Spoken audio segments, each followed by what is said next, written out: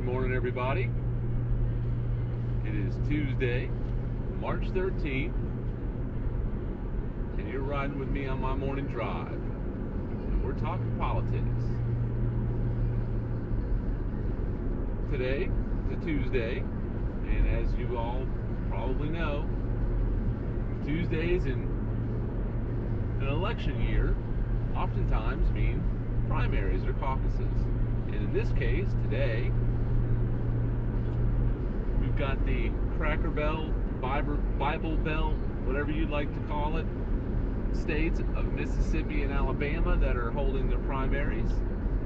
And up to this point, it was kind of a foregone conclusion that Rick Santorum would take those states because, as you well know, Rick Santorum is rather far out there with his religious extremism and his rhetoric, and he's one of the biggest hate merchants of President Obama. So, reason would have it, he would run away with those states like he did with Kansas and just beat Mitt Romney by 30 points. But according to the latest polls, he's starting to slip some. So it's very possible that Mitt Romney can make this interesting tonight. And while there's no real high drama here, because I think we're all kind of just starting to become a little bit over primaried here with all this nonsense coming out of the GOP side of things, it'll be interesting nonetheless. But I think one of the things that's really bothering me a little bit, although I mean it's no surprise, but it is kind of bothering me a little bit, is that from what we can tell, it seems like the Republicans trying to place the blame for gas prices on Obama seems to be working, at least to a degree. These things run in cycles, and the next positive piece of news that comes out of Washington for Obama is going to jump his poll numbers back up. And we're not talking about major drops in his polling or anything, and his approval rating and all that, so it's not the end of the world. But it is concerning because it just shows me that way too many people in this country are misinformed. The president really can't do much about gas prices. You can go back to 2008 on Fox News. Bill O'Reilly went off on a tangent about George W. Bush and how it's not fair to place blame on him for gas prices because he can't do anything about them. And they'll use that double standard, seeing as how now that all their coverage says that Obama is woefully lacking on gas prices, which is just nonsense. It's a flat-out lie. I mean, the president, there are a couple of things, and I think I've mentioned them before, that I think he could do, but honestly, the net result of those things are going to be both, well, first of all, I'll address the solutions that I'm speaking of one by one. First thing would be, and this is something that other presidents have traditionally done as well at different points in time, is to release some of the strategic petroleum reserves, which are pretty much full. So it's not like we're running low on petroleum reserves. We've got like a 20-year supply. So releasing some of that will help bring gas prices down by as much as a quarter, which is good. I mean, that's certainly in the fragile state the economy is in and the recovery is in, these gas prices are certainly not helping matters any. And they're kind of putting a little bit of a drag on things, and that's just not what we want. So 25 cents off gas would be pretty useful. The other thing is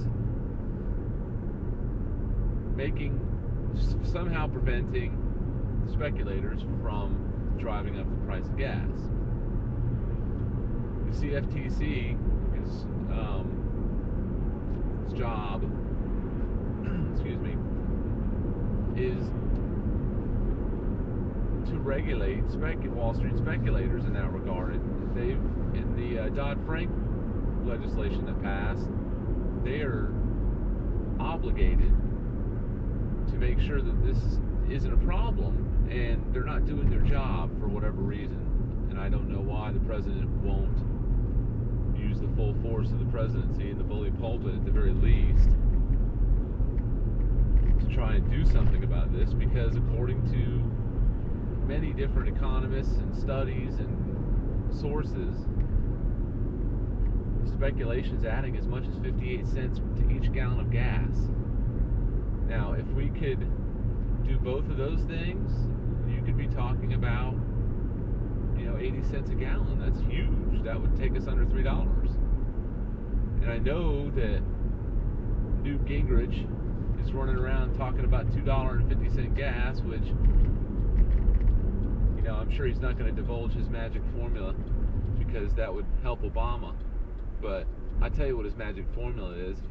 He even said it because he cited the president when the president said the other day, or last week in a speech that he gave, or at the press conference that he gave, that the Republican strategy for getting down gas prices is drill, step 1, step 2, drill, and step 3, drill some more, which is basically drill baby drill, which is which is a shortcut to thinking. It's Sarah Palin's thought process, and we all know, based on the movie Game Change that premiered on HBO on Saturday night, which I spoke of yesterday, we know, based on that, and based on other things, obviously, you don't have to watch that movie to know how dumb she is, that she's not an energy expert, despite the fact that she was governor of Alaska for 2 short years and then quit because of ethics violations.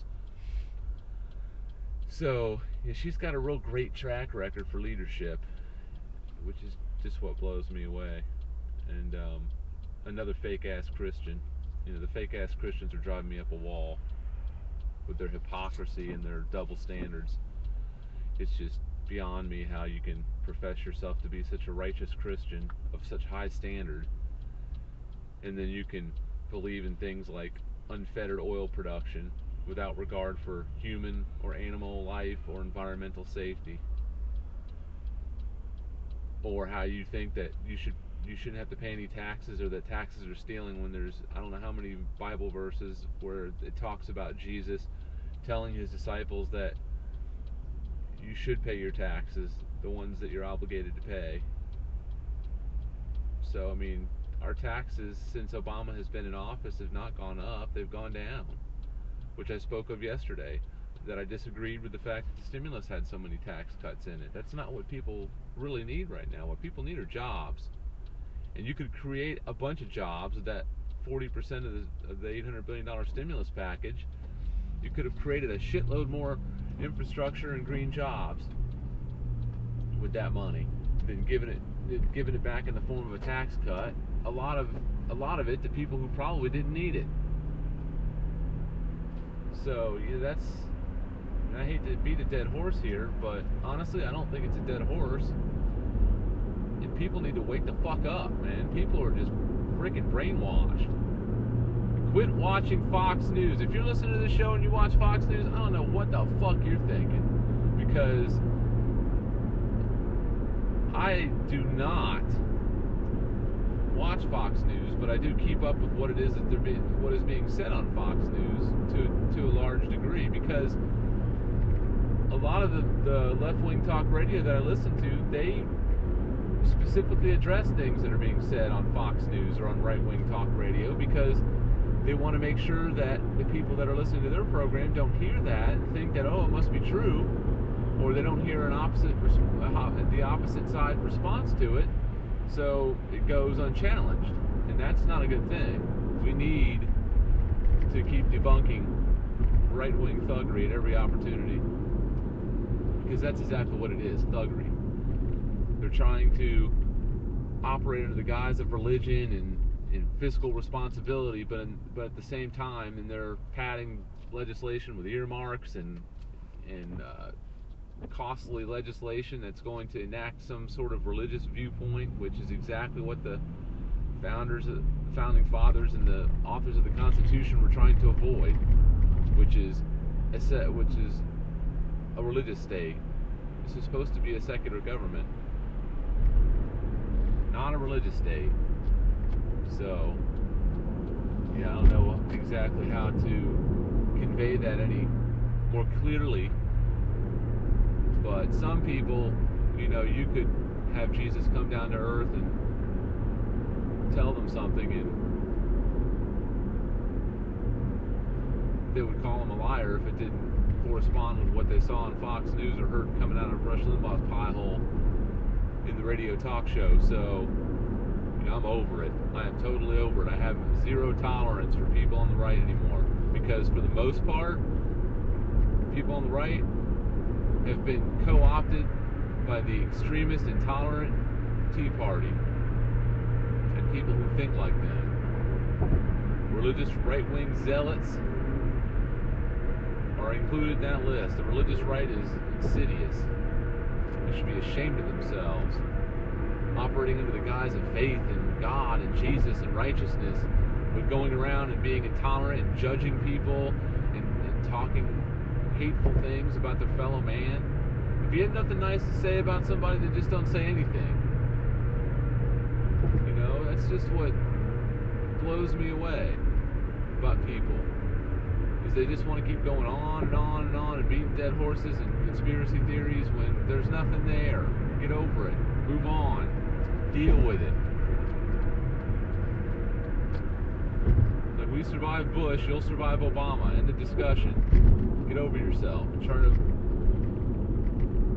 work on solutions instead of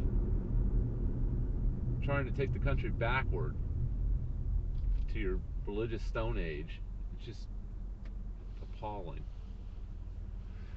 So anyways, enough of that rant for today.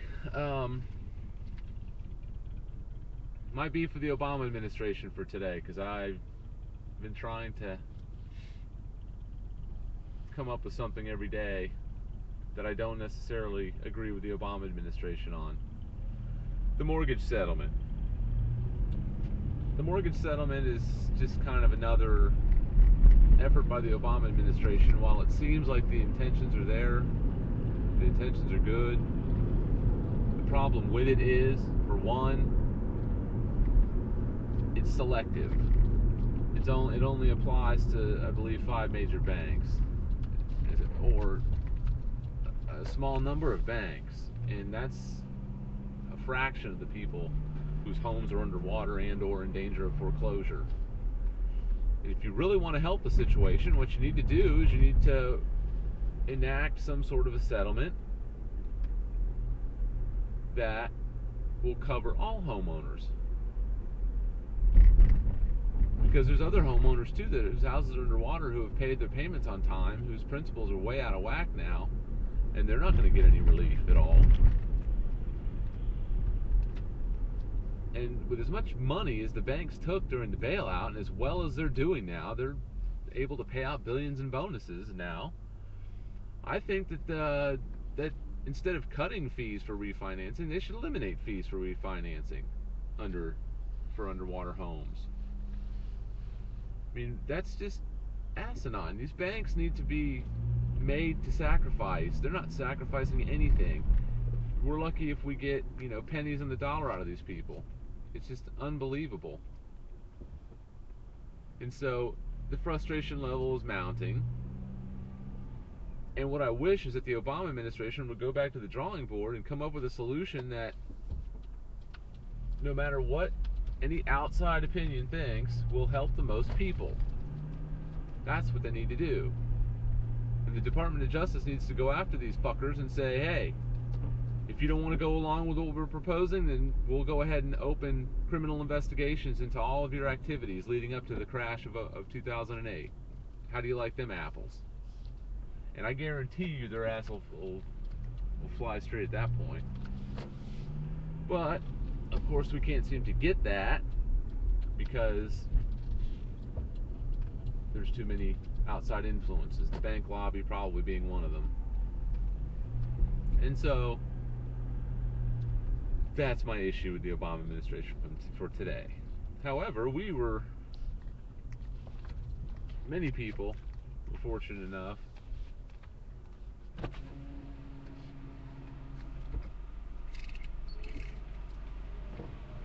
get some relief from the Obama administration, but just not enough.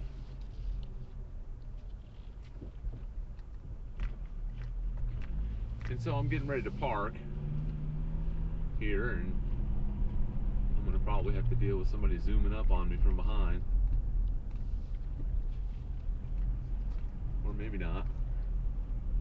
Hopefully not. Bear with me here for a moment. Stupid lady that always...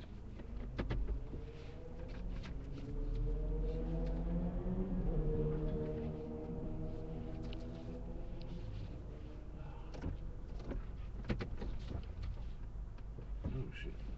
Oops.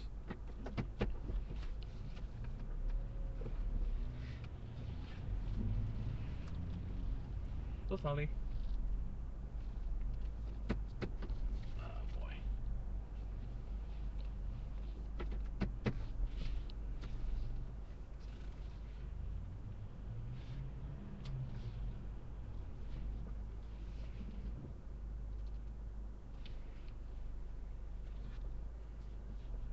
Alright.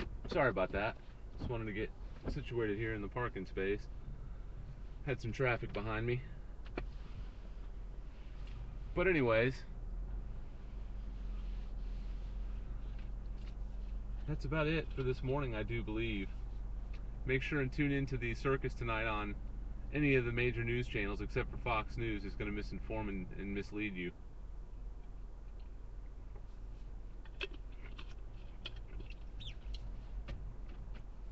I must go to work now. Have a wonderful Primary Tuesday. I'm out of here.